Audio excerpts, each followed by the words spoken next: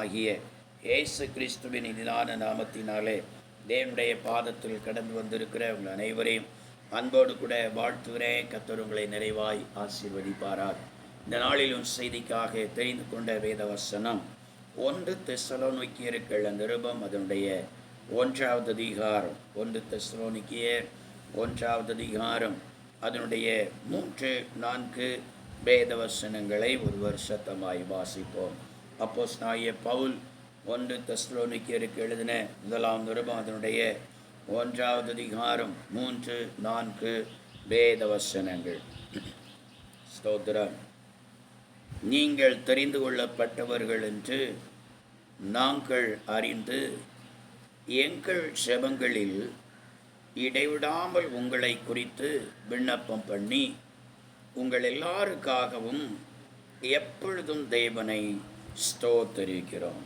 நீங்கள் தெரிந்து கொள்ளப்பட்டவர்கள் என்று நாங்கள் அறிந்து எங்கள் ஜெபங்களில் இடைவிடாமல் உங்களை குறித்து விண்ணப்பம் பண்ணி உங்கள் எல்லாருக்காகவும் எப்பொழுதும் தேவனை ஸ்தோத்தரிக்கிறோம் என்று சொல்லி அப்போஸ்தலனாகிய பவுல் தெசலோனிக்கேய சபையில் இருக்கிறதான தேவனுடைய பிள்ளைகளை பார்த்து இந்த வார்த்தை விதமாய் சொல்கிறார். நாங்கள் உங்களுக்காக எப்பொழுதும் நாங்கள் ஜெபம் பண்ணி உங்களுக்காக இடைவிடாமல் கர்த்தரை நாங்கள் ஸ்தோத்தரிக்கிறோம். உங்களுக்காக நாங்கள் எப்பொழுதும் ஜெபிக்கிறோம். உங்களுக்காக நான் இடைவிடாமல் என்ன செய்கிறோம்? நாங்கள் ஸ்தோத்தரிக்கிறோம் என்று சொல்கிறார். எதனால் அப்போஸ்தலனாகிய பவுல் அந்த தெசலோனிக்கேய சபையாரை பார்த்து உங்களுக்காக நாங்கள் எப்பொழுதும் ஜெபிக்கிறோம்னு சொல்கிறார்? எதனால் உங்களை நினைத்து நாங்கள் எப்பொழுதும் கர்த்தரை ஸ்தோத்தரிக்கிறோம் என்று சொல்கிறார்? அதனுடைய 3வது வசனத்தில் வாசித்து பார்த்தால், நீங்கள் தெரிந்து கொள்ளப்பட்டவர்கள் என்று நாங்கள் அறிந்து, அல்லேலூயா, நீங்கள் தெரிந்து கொள்ளப்பட்டவர்கள் என்று நாங்கள் அறிந்ததுனால உங்களுக்காக ஜெபம் பண்ணுகிறோம். இந்த ஸ்தோத்திரம் தெசலோனிக்கே சபையில் இருக்கிறதான தேவனுடைய பிள்ளைகள் இவர்கள் சாதாரணமானவர்கள் அல்ல. இவர்கள் தேவனால் தெரிந்து கொள்ளப்பட்ட தேவனுடைய ஜனம். கர்த்தர் இவர்களை தெரிந்து எடுத்து இந்த சபையில் கர்த்தர் கொண்டு வந்து அவர் என்ன செய்திருக்கிறார்? நிலைநிறுத்தி இருக்கிறார் என்பதை நாங்கள் அறிந்ததுனால தான் உங்களுக்காக நாங்கள் ஜெபம் பண்ணோம். ஏன்னா ஏன் தெரிந்து கொள்ளப்பட்டவர்களுக்காக நாங்கள் ஜெபம் பண்ணுகிறோம்? தெரிந்து கொள்ளப்பட்டவர்களுக்காக எப்பொழுதும் நாங்கள் ஏன் இடைவிடாமல் ஸ்தோத்திரம் பண்ணுகிறோன்னு சொல்கிறார். ஏன்னா கடைசி காலத்தில் இயேசு கிறிஸ்துனுடைய வருகை நெருங்குகிறதான காலத்தில் தெரிந்து கொள்ளப்பட்டவர்களில் அநேகர் என்ன செய்வார்களாம்? பிசாசானவன் அவர்களை வஞ்சித்து போடுவான். நீங்கள் மத்தேயு எழுதின சுவிசேஷம் 24வது அதிகாரத்தில் நீங்கள் வாசித்து பார்த்தா தெரிந்து கொள்ளப்பட்டவர்களும் அநேகர் என்ன செய்வார்கள்? வஞ்சிக்கப்பட்டு போவார்கள் என்று சொல்லி எழுதியிருக்கிறது. இந்த கடைசி காலத்தில் பாருங்க, பிசாசானவன் அவன் அதி பயங்கரமாக என்ன செய்வான்னா, தன்னுடைய முழு பலத்தையும் தன்னுடைய முழு தந்திரத்தையும் தன்னுடைய முழு கிரியைகளையும் அவன் செயற்படுத்தி தன்னுடைய ஆட்கள் மூலமாக அவன் என்ன செய்வான்னா, யாருக்கு விரோதமாக போராடுவான் பாருங்க? அவன் ஜனங்களுக்கு விரோதமாக அல்ல, ஆண்டவரால் தெரிந்து கொள்ளப்படாமல் இருக்கிறவர்களுக்காக அல்ல, பாரம்பரிய கிறிஸ்தவர்களுக்காக அல்ல, ரட்சிக்கப்படாதவர்களுக்காக அல்ல, தெரிந்து கொள்ளப்பட்ட கர்த்தரால் தெரிந்து கொள்ளப்பட்ட தேவ பிள்ளைகளுக்கு விரோதமாகத்தான் அவன் அதிகமாக அவன் போராடுவானாம் பாருங்க. எதற்காக? அவர்களை எப்படி ஆகிலும் என்ன செய்திடணும்னா வஞ்சித்தரணும். பாருங்க எப்படி வஞ்சிப்பான். ஸ்தோத்திரம். நீங்கள் வீட்டில் நீங்கள் வாசித்து பார்க்கும்போது திருவசனத்தை கேட்டும் நாம் அதன்படி நடவாவிட்டால், நம்முடைய சுய ரூபத்தை கண்ணாடியில் நாம் பார்த்தும் அதை விட்டு விலகி போகும்போது அந்த ரூபம் நமக்கு மறந்து போகிறது. இதே போல் திருவசனத்தை கேட்டும் அதன்படி நடவாதவர்கள் தங்களை தாங்களே வஞ்சித்து கொள்ளுகிறார்கள் என்று சொல்லி கர்த்தருடைய வேதத்தில் எழுதியிருக்கிறது பாருங்க. கர்த்தருக்கு ஸ்தோத்திரம். ஆண்டோருக்கு வசனத்தை கேட்டு அதன்படி நடவாதவர்கள் அவர்கள் தங்களை தாங்களே வஞ்சித்துக் கொள்ளுகிறார்கள், வஞ்சிக்கப்பட்டு போகிறார்கள். பாருங்க, ஆண்டவருக்கு சமூகத்தில் வருகிற நேரத்தில் அவர்கள் ஒரு கண்ணாடிக்கு முன்னால் நின்றது போல பார்க்கிறார்கள். அப்போ தேவனுடைய வார்த்தை அவர்களுக்கு பிரசங்கிக்கப்படுகிறது. ஆண்டுடைய வார்த்தை அவருடைய வாழ்க்கையில் என்னென்ன கிரியைகள் இருக்கிறது, என்னென்ன காரியங்களை விட்டு மனம் திரும்பணும். ஏன்னா கண்ணாடியில் போய் நின்னா, கண்ணாடிக்கு முன்னால்னா நம்முடைய சரீரம் எப்படி இருக்குது, தலைமுடி எப்படி குழம்பி இருக்குது, முகத்தில் எங்கெங்கே பவுடர் குத்தா கிடக்குது, ஆமாம் நம்ம ட்ரெஸ்ஸு எப்படி கசங்கி இருக்குது, எல்லாமே அங்கே தெரியும். அப்போ அதை பார்த்து என்ன செய்கிறோம், தலைமுடி என்ன செய்கிறோம், அதை சரி பண்ணுகிறோம், முகத்தை துடைத்து சரி பண்ணுகிறோம், நம்முடைய ட்ரெஸ்ஸில் கரசங்கி இருக்கிறதெல்லாம் என்ன செய்கிறோம், நுமுத்து அதை சரி பண்ணி விடுகிறோம். பாருங்கள், இதே போல் நாம் செய்து சீர்பட்டு வெளியில் போகிறோம். இதே போல தான் தேவனுடைய சபைக்குள்ளால் நம்ம வந்து உட்கார்ந்துருக்கிற நேரத்தில் ஆண்டவருடைய வார்த்தை அங்கே பிரசங்கிக்கப்படுகிறது. இது அப்படியே கண்ணாடிக்கு முன்பதாக நம்மை நிறுத்துகிறது. நம்ம வாழ்க்கையில் என்னென்ன குறை இருக்குது, குற்றம் இருக்கிறது என்பதையெல்லாம் இந்த திருவசனம் என்ன செய்கிறதுனோ அப்படியே வெளிப்படுத்தி காட்டுகிறது. சிலர் அந்த கண்ணாடிக்கு முன்னால் இருக்கிற சிலர் தங்களை சீர்படுத்தி விட்டு போகிறது போல, சிலர் தேவ சமூகத்தில் வருகிறவர்கள் அந்த திருவசனத்தை கேட்கும் பொழுது நம்மகிட்ட தான் இந்த குறையெல்லாம் இருக்குது, நம்மகிட்ட தான் இந்த குற்றம்லாம் இருக்குது, நாம் அதை சீர்படுத்தணும்னு சொல்லி தங்களை சீர்படுத்தி விட்டு அவர்கள் போகிறார்கள். சிலரோ தங்களை சீர்படுத்தாமல் கேட்ட வசனத்தை அப்படியே விட்டு அவர்கள் மறுபடியும் பழைய நிலையிலேயே அவர்கள் வாழ்கிறார்கள். இவர்கள்தான் வஞ்சிக்கப்பட்டு போகிறவர்களாக காணப்படுகிறார்கள். கர்த்தருக்கு ஸ்தோத்திரம். தேவனுடைய பிள்ளைகளை, இந்த வஞ்சிக்கப்படுதல் இந்த கடைசி நாளில் திரளாக இருக்கும். சபையில் தான் இருப்பாங்க, திரளாக இருப்பாங்க. ஆனால் திரளான ஜனங்கள் தெரிந்து கொள்ளப்பட்டவர்களாக இருந்தாலும் அதில் பலர் தங்களுடைய வாழ்க்கையில் அவர்கள் வஞ்சிக்கப்பட்டவர்களாகத்தான் இருப்பார்கள். கர்த்தருக்கு ஸ்தோத்திரம். பாருங்க, அப்போ பிசாசானவன் தன்னுடைய தந்திரத்தினால தேவனால் தெரிந்து கொள்ளப்பட்ட தேவ பிள்ளைகளை தேவ சபைக்குள்ளேயே அவர்களை வஞ்சித்து வைத்து விடாதபடிக்கு அதற்காகத்தான் அப்போஸ்தலனாகிய பவுல் சொல்கிறார், நான் உங்களுக்காக இரவும் பகலும் நான் விண்ணப்பம் பண்ணி உங்களை நினைத்து நான் எப்பொழுதும் கர்த்தரை ஸ்தோத்தரிக்கிறேன். அல்லேலூயா. ஆண்டவரால் தெரிந்து கொள்ளப்பட்ட தேவனுடைய பிள்ளைகள் வஞ்சிக்கப்பட்டு போய்விடக்கூடாதே, சாத்தான் அவர்களை வஞ்சித்து கொண்டு போய்விடக்கூடாதே. திருவசனத்தை கேட்டும் கீழ்ப்படியாமல் போய் நித்திய ஜீவனை அவர்களை இழந்து போகக்கூடாதே, இயேசுவை இழந்துடக்கூடாதே, ரட்சிப்பை இழந்துடக்கூடாதே, அபிஷேகத்தை இழந்துடக்கூடாதே, ஸ்தோத்திரம், பரலோக ராஜ்யத்தை தன்னுடைய வாழ்க்கையில இழந்துடக்கூடாதே, இயேசு கிறிஸ்துனுடைய வருகையில் இவர்கள் கைவிடப்பட்டு கதறிவிடக்கூடாதே என்பதற்காக தெரிந்து கொள்ளப்பட்டவர்களுக்காக இரவும் பகலும் ஜெபம் பண்ணி ஸ்தோத்தரிக்கிறேன் என்று சொல்கிறார். கர்த்தருக்கு ஸ்தோத்திரம். தேவனுடைய பிள்ளைகளே ஸ்தோத்திரம். ஆகையினால தெரிந்து கொள்ளப்பட்டவர்கள் நம்முடைய வாழ்க்கையில் வஞ்சிக்கப்பட்டு போகாதபடிக்கு கர்த்தருடைய ஊழியக்காரர்கள் ஜெபிக்கிறார். நானும் தினமும் சபையில் உள்ள எல்லா விசுவாசிகளுக்காக பேரை சொல்லி ஸ்தோத்திரம் பண்ணுகிறேன், ஜெபிக்கிறேன். அவர்களுக்காக தினமும் பேரை சொல்லாத நாள் இல்லை, தினமும் அவருடைய குடும்பத்திற்காக ஸ்தோத்திரம் பண்ணாத நாள் இல்லை. ஸ்தோத்திரம். ஆனாலுமே சிலரை பிசாசு என்ன செய்தான், வஞ்சித்து கொண்டு போயிடத்தான் செய்கிறான். கர்த்தருக்கு ஸ்தோத்திரம். இயேசு கிறிஸ்து இரவெல்லாம் விழித்திருந்து ஜெபித்த பிற்பாடு அவர் தெரிந்து கொண்ட 12 பேரில் ஒருத்தன் வஞ்சிக்கப்பட்டு போயிட்டான். இதே போல் சிலது என்ன செய்கிறது, என்ன ஜெபம் பண்ணினாலும் தங்களுடைய வாழ்க்கையில் கீழ்ப்படியாமல் வஞ்சிக்கப்பட்டு போகத்தான் செய்கிறது.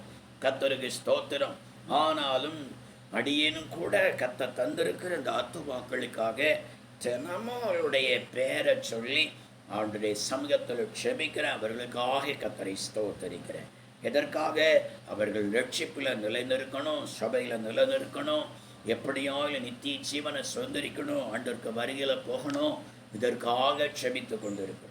கர்த்தருக்கு ஸ்தோத்திரம். அதே நேரத்தில் சபையில் வந்து ரட்சிக்கப்பட்டு ஞானஸ்நானம் தேவ பிள்ளைகள் எல்லாம் தெரிந்து கொள்ளப்பட்டவர்களும் தங்களுடைய வாழ்க்கையில் வஞ்சிக்கப்பட்டு போகாதபடிக்கு தங்கள் வாழ்க்கையில் சில காரியங்களில் ஜாக்கிரதையாக இருக்கணும். ஆண்டவர் நம்மை தெரிந்து கொண்டது எதற்காக அவர் தெரிந்தெடுத்திருக்கிறார் என்பதை அறிந்து அந்த கிரியையை நம்ம வாழ்க்கையில் என்ன செய்யணும்னா நம்ம செய்யணும். சரி, இந்த தெரிந்து கொள்ளப்பட்டவர்கள் என்று சொல்லி அப்போஸ்தலனாகிய பவுல் சொல்கிறாரு. எப்படி எந்த சூழ்நிலையில் கர்த்தர் அவர்களை தெரிந்தெடுத்தார்? தெரிந்து கொள்ளப்பட்டவர்களுக்கு அவர்களுடைய வாழ்க்கையில் பவுல் கண்ட காரியம் என்ன? இனி நம்முடைய வாழ்க்கையில் அது இருக்கிறதா என்பதை ஆராய்ந்து பார்த்து நம்மை சீர்படுத்த வேண்டும். வேதத்தில் நாம் வாசித்து பார்க்கும் பொழுது அதே 1 தெசலோனிக்கேயர் 1ஆம் அதிகாரம் 2வது வேத வசனத்தில் நாம் வாசித்து பார்த்தால் கர்த்தருடைய வேதம் சொல்லுகிற, தேவனுக்கு பிரியமான சகோதரரே, உங்கள் விசுவாசத்தின் கிரியையும் உங்கள் அன்பின் பிரயாசத்தையும் நம்முடைய கர்த்தராகிய இயேசு கிறிஸ்துவின் மேலுள்ள உங்கள் நம்பிக்கையின் பொறுமையும் நம்முடைய பிதாவாகிய தேவனுக்கு முன்பதாக நாங்கள் இடைவிடாமல் நினைவு கூர்ந்து நீங்கள் தெரிந்து கொள்ளப்பட்டவர்கள் என்று நாங்கள் அறிந்து உங்களுக்காக ஜெபம் பண்ணுகிறோம், உங்களுக்காக ஸ்தோத்திரம் பண்ணுன்னு சொல்கிறார். பாருங்க, தெரிந்து கொள்ளப்பட்டவர்களிடத்துல இவர்கள் தெரிந்து கொள்ளப்பட்டவர்கள் என்பதை பவுல் எப்படி அறிந்து கொண்டாராம்? அவர்களுடைய வாழ்க்கையில் காணப்பட்ட ஒரு 3 கிரியைகளின் மூலமாகத்தான் என்ன செய்தாராம்? இவர்கள் சாதாரண மாணவர்களை சும்மா சர்ச்சைக்கு கடமைக்காக அவர்கள் வரல. ஸ்தோத்திரம். இவர்கள் உண்மையிலேயே கர்த்தரால் தெரிந்து கொள்ளப்பட்டவர்கள் என்று பவுல் அறிந்து அவர்களுக்காக ஜெபித்தாராம். அவர்களுக்காக ஸ்தோத்திரம் பண்ணினாராம். பாருங்க, 3 காரியங்கள் அங்கு சொல்லப்பட்டிருக்கிறது. 1, ஸ்தோத்திரம். வேதத்தில் நான் வாசித்தை பார்க்கும் பொழுது அவருடைய விசுவாசத்தின் கிரியைகளை பார்த்தார். 2, அவருடைய அன்பின் பிரயாசத்தை பார்த்தார். 3, அவர்களுடைய நம்பிக்கையின், தேவன் மேல் இருக்கிற நம்பிக்கையின் பொறுமையை அவர் பார்த்து தான் அவர்கள் தெரிந்து கொள்ளப்பட்டவர்கள் என்று சொல்லி அறிந்து அவர் ஸ்தோத்தரித்திருக்கிறார், செபித்திருக்கிறார். கர்த்தருடைய ஸ்தோத்திரம். முதலாவது ஸ்தோத்திரம், அந்த தெசலோனிக்கே சபையில் இருக்கிறதான தெரிந்து கொள்ளப்பட்ட விசுவாசிகள் எப்படி இருக்கிறாங்க? அங்கே வாசித்து பார்க்கும் பொழுது உங்கள் விசுவாசத்தின் கிரியையை நான் அறிந்து என்று சொல்கிறார். அவருடைய விசுவாசத்தின் கிரியையை பவுல் என்ன செய்தாராம்? அவர் அறிந்திருந்தாராம். அப்போ தெரிந்து கொள்ளப்பட்டவர்கள் விசுவாசத்தின் கிரியை வெளிப்படுத்தணும். ஏன்னா நம்ம தெரிந்து கொண்டு ரட்சிக்கப்படும் போது நம்ம பேரே மாறிடுது. முந்தி நமக்கு பாவி, துன்மார்க்கம், அடங்காதவன், கீழ்ப்படியாதவன் இருந்து, ஆனால் நான் தெரிந்து கொள்ளப்பட்டு ரட்சிக்கப்பட்ட பிற்பாடு நம்ம பேர் எப்படி மாறிடுது? விசுவாசி அப்படின்னு சொல்லி மாறிடுது. அப்போ விசுவாசியானால் அந்த விசுவாசத்தின் கிரியையை நம்முடைய வாழ்க்கையில் என்ன செய்யணும்னா வெளிப்படுத்தி காட்டணும். எப்படி வெளிப்படுத்தி காட்டுகிறது? இங்கே அப்போஸ்தலனாகிய யாக்கோபு அந்த விசுவாசத்தின் கிரியை குறித்து அவர் தெளிவாக அவர் சொல்கிறார். யாக்கோபின் புஸ்தகம் அதனுடைய ஸ்தோத்திரம் 2வது அதிகாரம், யாக்கோபின் புஸ்தகம் 2வது அதிகாரம் 14 17 வரைக்கும் இருக்கிற வசனங்களை நான் வாசித்து பார்த்தால் அவர் சொல்கிறார், என் சகோதரரே, ஒருவன் தனக்கு விசுவாசம் உண்டென்று சொல்லியும் கிரியைகள் இல்லாதவனானால் அவனுக்கு பிரயோஜனம் என்ன? அந்த விசுவாசம் அவனை ரட்சிக்குமோ? ஒரு சகோதரனாவது சகோதரியாவது வஸ்திரம் இல்லாமலும் அனுதின ஆகாரம் இல்லாமலும் இருக்கும்போது உங்களில் ஒருவன் அவர்களை நோக்கி, நீங்கள் சமாதானத்தோட போங்கள், குளிர் காண்டு பசியாருங்கள் என்று சொல்லியும் சரீரத்திற்கு வேண்டியவைகளை அவர்களுக்கு கொடாவிட்டால் பிரயோஜனம் என்ன? அப்படியே விசுவாசமும் கிரியைகளில் இல்லாதிருந்தால் தன்னிலை தானே செத்ததாய் இருக்குமே என்று சொல்லி இந்த வார்த்தையில் அவர் விதமாய் சொல்கிறார். பாருங்க, ஸ்தோத்திரம். விசுவாசத்தை கிரியையில் காட்ட சொல்கிறார். ஒரு மனுஷன் வியாதியில் இருக்கிறான், பசியில் இருக்கிறான், வஸ்திரம் இல்லாமல் இருக்கிறான். அப்படிப்பட்ட ஒரு மனுஷனை பார்த்து நீங்கள் போய் பசியாரி நீங்கள் என்ன செய்யுங்க, நன்றாக குளிர் காயுங்கள், நாங்கள் உங்களுக்காக ஜெபிக்கிறோம் அப்படின்னு சொல்லிட்டு போனால் அவர் சொல்லுகிறார், இதை நீ உன் கிரியையில் காட்டலை. நீ உனக்கு விசுவாசம் இருக்குது, உங்களுக்காக ஜெபிக்கிறோன்னு சொல்கிற. ஆமாம், ஸ்தோத்திரம். நீங்கள் பசியாரி குளிர் காய்ங்கன்னு சொல்கிற. அந்த பசியாறுவதற்கும் குளிர் காய்வதற்கும் சரீரத்துக்கு வேண்டியவைகளை நீ செய்யணும். சரீரத்திற்கு வேண்டியவைகளை நீ அவர்களுக்கு செய்யாமல், நான் உங்களுக்காக நான் ஜெபிக்கிறேன், நீங்கள் நல்லா இருங்க, நீங்கள் ஆசீர்வாதமாக இருங்க என்று சொல்லுவதனால பிரயோஜனம் இல்லை என்று சொல்லி அவர் சொல்கிறார். கர்த்தருடைய ஸ்தோத்திரம். தேவனுடைய பிள்ளைகளை, விசுவாசிகள் மற்றவர்களுக்கு, கஷ்டப்படுகிறவர்களுக்கு, துன்பப்படுகிறவர்களுக்கு அனுதின ஆகாரம் இல்லாதவர்களுக்கு, ஸ்தோத்திரம், கையில் காசு இல்லாமல் கஷ்டப்படுகிறவர்களுக்கு, வேதனைப்படுகிறவர்களுக்கு, வியாதிப்படுகிறவர்களுக்கு, சரியான வஸ்திரம் இல்லாதவர்களுக்கு, நம்முடைய சொல்லில் அல்ல, நாம் அவர்களுக்கு சரீரத்திற்கு வேண்டியவைகளை நம்முடைய கிரியை மூலமாக அவர்களுக்கு நாம் செயல்படுத்த வேண்டும் என்று சொல்கிறார். நம்முடைய கிரியின் மூலமாகத்தான் நாம் என்ன செய்யணும், அதை வெளிப்படுத்தி காட்டி அந்த விசுவாசத்தை வெளிப்படுத்தணும். நான் ஆண்டவருடைய பிள்ளை அதனால் செய்வேன். ஏன்னா சிலரை பார்த்து சிலருக்கு சில உதவிகளை செய்கிறதுல கேட்பாங்க, ஐயா எனக்கு போய் இந்த உதவி செய்கிறீங்களா ஐயா அப்படின்னு சொல்லி கேட்குறதுல நான் ஆண்டவருடைய பிள்ளை ஆகினால் அதை உங்களே செய்கிறேன். நான் தேவனுடைய பிள்ளை, நான் ஒரு விசுவாசி, எனக்கு இது செய்யணும்னு சொல்லி ஆண்டவர் எங்களை கற்று தந்திருக்கிறார். தரித்திரரை நினைக்கணும்னு சொல்லி ஆண்டவர் கற்று தந்திருக்கிறார். ஏழைகளுக்கு உதவி செய்யணும்னு சொல்லி கற்று தந்திருக்கிறார். ஏழைகளுக்கு ஸ்தோத்திரம், உதவி செய்கிறவன் கர்த்தருக்கு கடன் கொடுக்கிறான்னு சொல்லி எழுதியிருக்கிறது. ஏழைகளுக்கு தன் கண்களை விளக்கிறவனுக்கோ அநேக சாபங்கள் வரும்னு சொல்லி எழுதியிருக்கிறது. இயேசு எங்களுக்கு இதெல்லாம் சொல்லி தந்திருக்கிறார். நாங்கள் தேவனுடைய பிள்ளைகள், விசுவாசிகள் ஆகையினால் அதை செய்கிறோம். அப்படியா ஐயா, கர்த்தர் உங்களை ஆசீர்வதிப்பார் ஐயா அப்படின்னு சொல்லுவாங்க. அது நம்முடைய வாழ்க்கையில் அப்படியே ஆசீர்வாதமாக வரும். கர்த்தருக்கு ஸ்தோத்திரம். சும்மா நான் ஏழைக்காக ஜெபம் பண்ணேன், கஷ்டப்படுகளுக்காக ஜெபம் பண்ணேன், நீங்கள் நல்லா இருங்க என்று சொல்லுவதனால இல்லை. விசுவாசி ஆலயத்தில் வந்து ஆராதிப்பதினால, ஆவியில் நிரம்புவதனால அல்ல, இல்லை. அது மாத்திரமல்ல, இது தேவைதான். இதோடு கூட அதை கிரியையிலையும் கூட காட்டணும். விசுவாசி என்பதை கிரியையில் காட்டும். உன் வீட்டில் ஒரு பிச்சைக்கார வராயே, போ ஒன்றும் இல்லை அப்படி என்று சொல்லி உடைய வாழ்க்கையில் நீ கதை பூட்டிட்டு போகிறதும், நீ ரோட்டில் போகிற நேரத்தில் ஒரு பிச்சைக்காரன் கை நீட்டேன்னா போப்பா ஒன்றும் இல்லை அப்படின்னு சொல்லி முகத்தை திருப்பிட்டு போகிறதுமா விசுவாசிக்கு அடையாளம். கர்த்தர் சொல்கிறார், இல்லை, உன் கிரியையில் அதை காட்டு. அனிதின ஆகாரம் இல்லாதவர்களுக்கு கிரியையில் காட்டு. நல்ல வஸ்திரம் இல்லாதவர்களுக்கு உன் கிரியையில் அதை காட்டு. உன் கிரியையில் காட்டுவது தான் விசுவாசம் என்று சொல்லி ஆண்டவர் சொல்கிறார். பாருங்க, அடுத்த வசனங்களில் நான் வாசித்து பார்த்தால், ஸ்தோத்திரம் அங்கே வாசிக்கிறோம். ஸ்தோத்திரம், ஒருவன் உனக்கு விசுவாசம் உண்டு, எனக்கு கிரியைகள் உண்டு, கிரியைகளில் இல்லாமல் உன் விசுவாசத்தை எனக்கு காண்பி, நான் என் விசுவாசத்தை என் கிரியையினாலே உனக்கு காண்பிப்பேன் என்பானே. தேவன் ஒருவர் உண்டென்று விசுவாசிக்கிறாய், அப்படி செய்கிறது நல்லது தான். பிசாசுகளும் விசுவாசித்து நடுங்குகின்றன.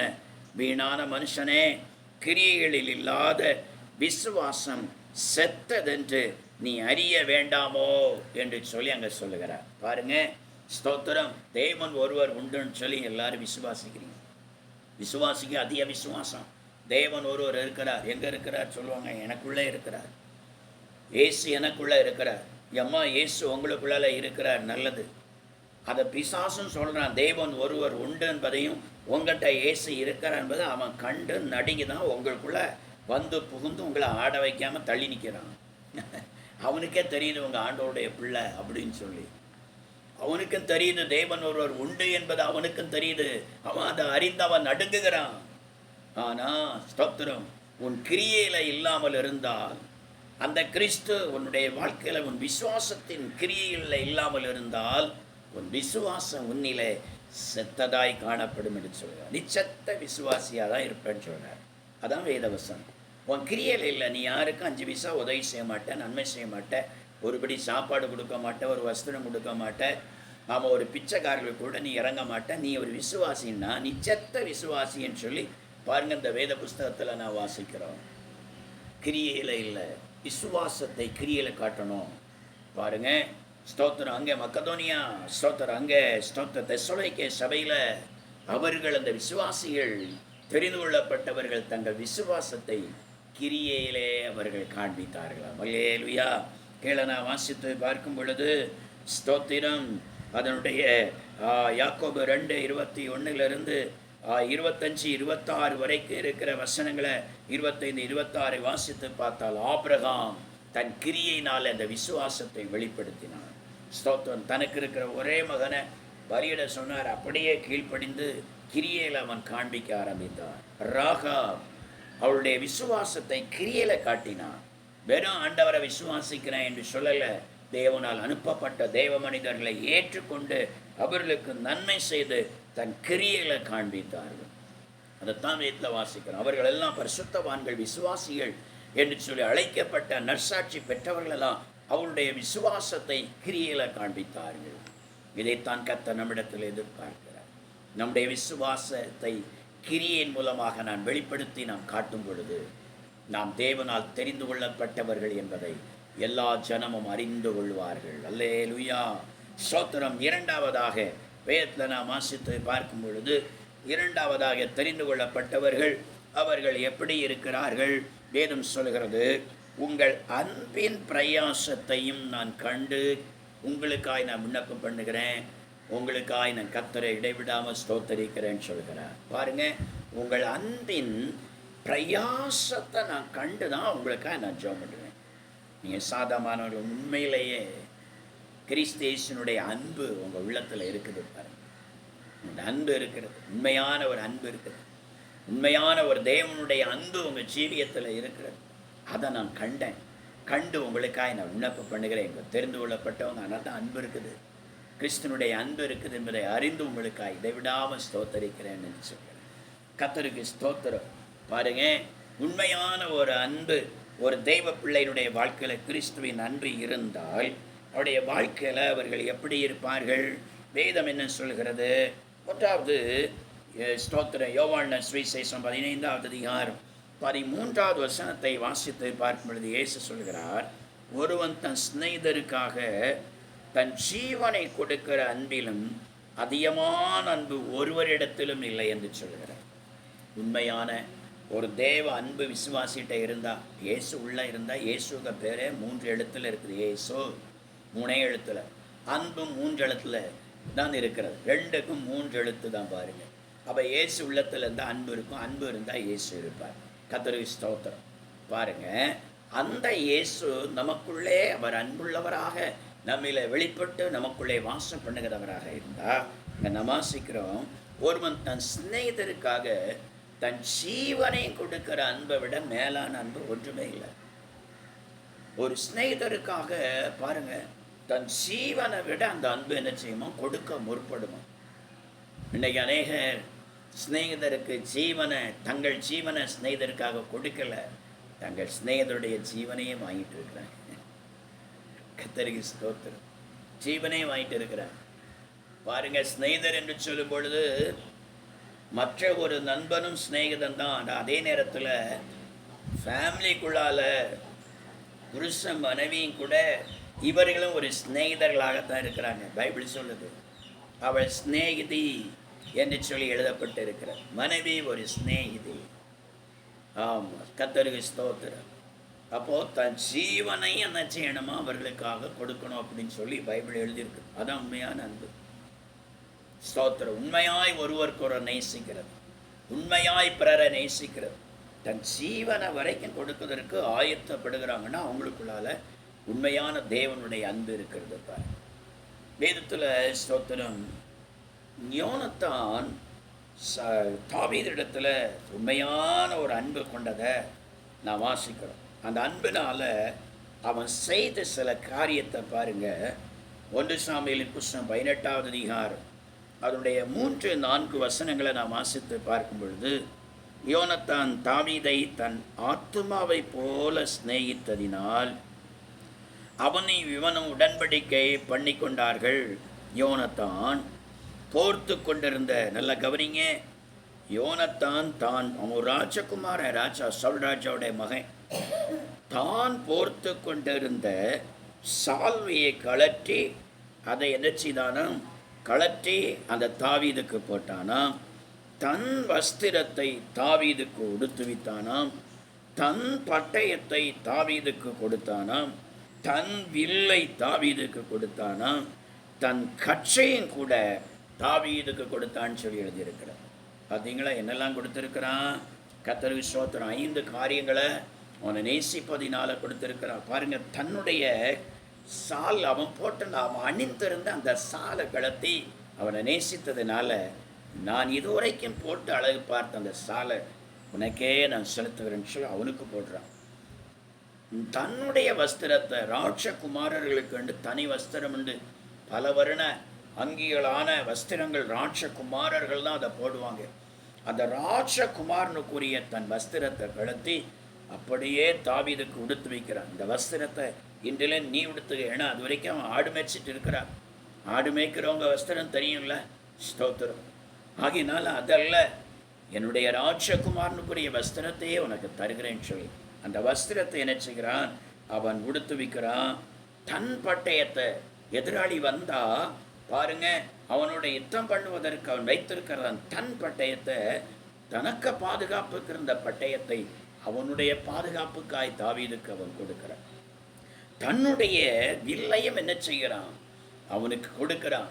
என்ன யுத்தம் வந்தாலும் உன்னை பாதுகாத்துக் கொள்வதற்கும் எதிராளியை வீழ்த்துவதற்கும் இந்த வில்லை நீ வைத்துக்கொள்ளுன்னு சொல்லி அந்த வில்லையும் என்ன செய்கிறான், அவனுக்கு கொடுக்கிறான். அதே நேரத்தில் தான் கட்டி இருக்கிறதான கச்சை பாருங்க, அந்த இடுப்பில் அவன் கட்டி இருக்கிற அந்த கச்சையை அதை கழத்தி என்ன செய்கிறான்னா அதை அவனுக்கு கொடுக்குறான்.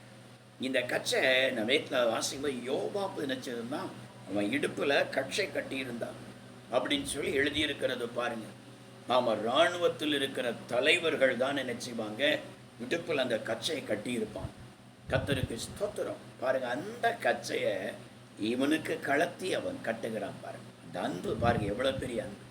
தனக்கு இருந்த எல்லாவற்றையுமே, தனக்கு இருந்ததான ராஜ வஸ்திரம், தனக்கு இருந்த பாதுகாப்புக்கு இருந்தது, தனக்கு இருந்ததான சாலு, தனக்கு இருந்த கச்சை, எல்லாவற்றையும் அந்த தாவீதுக்கே கொடுத்து அவனை நேசித்தான். அவனை கட்டி பிடிக்கிறான், முத்தம் விடுகிறான். பாருங்க, வெறும் வார்த்தையினால அவனை நேசிக்கிறான் அவன் சொல்லல, அந்த கிரியில் அப்படியே காட்டுறான். பாருங்க கர்த்தருக்கு ஸ்தோத்திரம். இதுதான் அன்பினுடைய கிரியையாய் காணப்படுகிறது. கர்த்தருக்கு ஸ்தோத்திரம். ஒரு உண்மையான ஒரு தேவ பிள்ளையுடைய வாழ்க்கையில் அன்பு இருந்தால் பிறரை நேசிப்பார்கள்.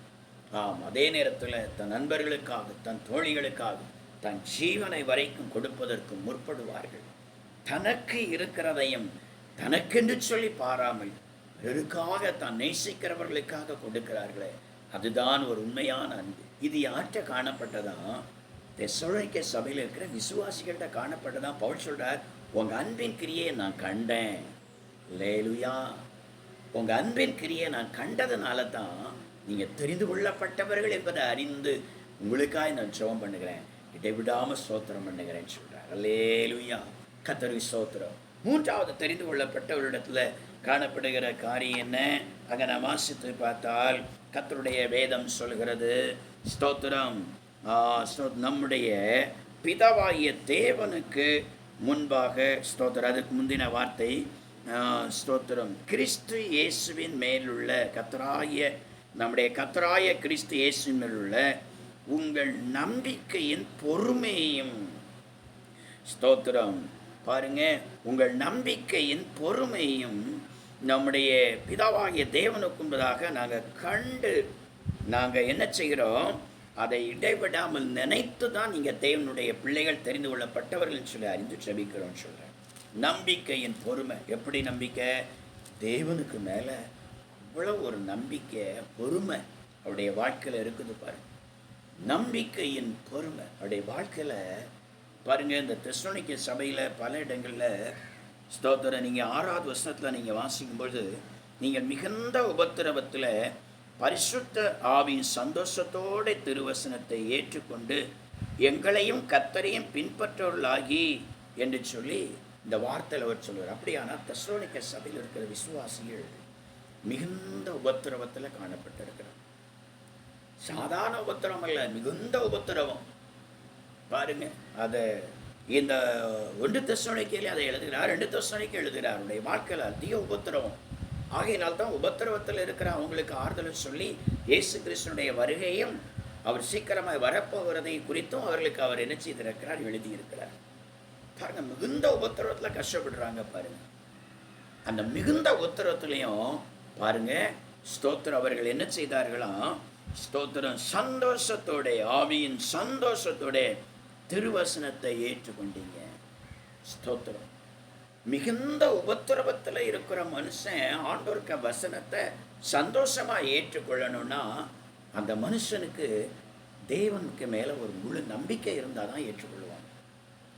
தெய்வ நம்பிக்கை இல்லாத மனுஷன் கஷ்டப்படுறான், போய் இயேசுப்பட்டு சொல்லுங்க, போய நானே இந்த பாடுபடுறேன், அந்த தெய்வத்துக்கு தெரியாதா, கடவுளுக்கு தெரியாதா, எங்கே போனார், என்னையே இப்படி படைச்சார், எனக்கே அந்த சூழ்நிலை ஆண்டார் அனுபவிச்சார். அவர் தான் அனுபவிச்ச மாதிரி பேசுவான். அவர் பேய விட்டது போல பேசுவான்.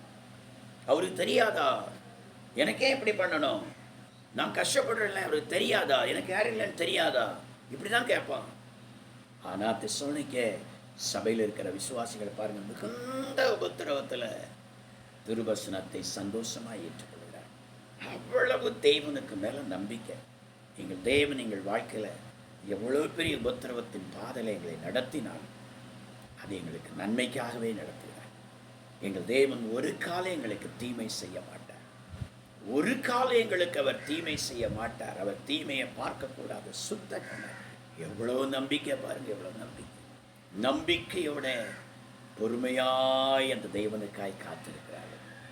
நிச்சயம் ஒரு நாள் இந்த உபத்திரவம் மாறும். நிச்சயம் எங்கள் தேவனாகிய கர்த்தர் இந்த உபத்திரவத்தை மாற்றுவார், ஒரு விடுதலையை தருவார். ஒரு நாள் அந்த இயேசு வரும் பொழுது அவருடைய முகத்தை பார்க்கிற ஒரு பாக்கியத்தை எங்களுக்கு தருவார். நம்பிக்கையோடு காத்திருக்கிறோம், நம்பிக்கையோடு காத்திருக்கிறோம். தேவனுடைய பிள்ளைகள் உபத்திரவத்தில் திருவசனத்தை சந்தோஷமாக ஏற்றுக்கொண்டு அந்த நம்பிக்கையோடு அந்த உபத்திரவத்தின் மத்தியில் இயேசுவுக்காக யார் காத்திருக்கிறார்களோ அவர்களுக்குள்ளே இயேசு இருக்கிறார். அவர்கள்தான் தேவனால் தெரிந்து கொள்ளப்பட்டவர்கள். உபத்திரவப்பட்ட உடனே அந்தால போட்டுட்டு ஓடுறவங்க ஆண்டவரால் தெரிந்து கொள்ளப்பட்டவங்க இல்லை. அவங்களுக்கு இயேசுக்கும் சம்பந்தமே இல்லை. உபத்திரம் வந்தோடனே சிலர் சபையை விட்டே ஓடிடுவாங்க. ஐயோ உபத்திரமா வேண்டாம்.